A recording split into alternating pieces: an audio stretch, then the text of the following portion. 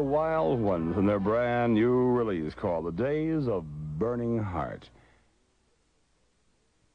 Back stateside, the Air Transport Association will file a damage suit in New York tomorrow night against the Professional Air Traffic Controllers Organization because of the illegal work stoppage.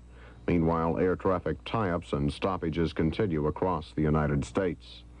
In the other big dispute, postal union representatives and government officials will meet at midnight tomorrow in Washington. Only one item will be on the agenda: postal pay raises. A report on the nomination of Judge Harold Carswell to the U.S. Supreme Court from Metro Media's Tom Girard at the Florida White House. The president's counterattack in the Carswell dispute is now in full swing. And during the coming week, Mr. Nixon will put further pressure on senators to support his Supreme Court nominee. The offensive began late last week with charges that Democrats were falsely claiming that the Carswell nomination is dead.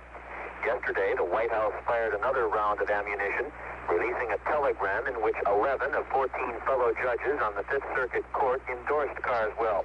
They told Mr. Nixon they have complete confidence in the judge, praising his integrity, fairness, and ability. The president clearly hopes that these remarks will sway a few senators before the critical vote a week from Monday. As for this Easter Sunday, the president and his family are celebrating the holiday at their Key Biscayne compound. It's not known whether they will attend church services. This is Tom Girard at the Florida White House. A locomotive engineer was killed and a brakeman was injured critically today when two long freight trains collided in the Alkali Flats of northwest Nevada. A third man was treated for shock. 40 cars were derailed, including 3 diesel locomotive units. A search has been launched for a dazed man who apparently got up from a blanket and wandered off while ambulance crewmen were pulling the injured brakeman and the engineer's body from the wreckage. Sheriff's deputies said that a fire that followed the collision burned out a main telephone line, crippling communications. Finally, in the news at 10, a bunny protest in Boston. The women's liberation movement demonstrated outside Boston's Playboy Club today. They handed out literature asking, "Would you want your son to dress up in an animal suit and serve drinks to women?"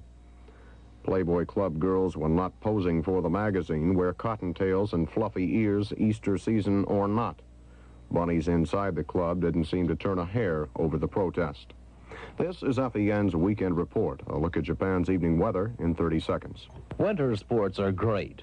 Great, that is, as long as you don't get hurt. Put more dash and less crash into your winter sports, especially skiing. If you're just a beginner, remember, skiing accidents often result from a lack of training, a lack of skill, or just plain carelessness. Be careful and keep yourself in good physical condition. And don't ski alone. Don't ski when you're tired. Enjoy winter this year, but make it a safe winter.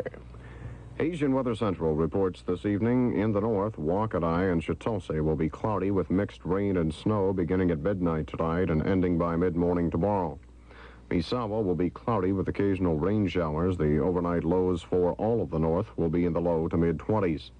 The highs tomorrow, the low 30s at Wakatai, mid-30s at Chitose, the high 30s at Misawa.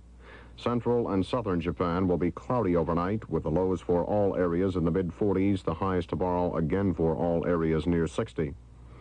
In the top of the news, the death toll of an earthquake in western Turkey is estimated at 600 and may rise higher. In Vietnam, 11 Americans were killed today when North Vietnamese troops attempted to overrun an artillery base near the Cambodian border. And Pope Paul's Easter message pleads for an end to local wars and calls on men not to turn your very progress into a weapon of destruction. This is Army Sergeant John Barton reporting, reminding you to listen again on the hour for FEN News. The time, 10:10.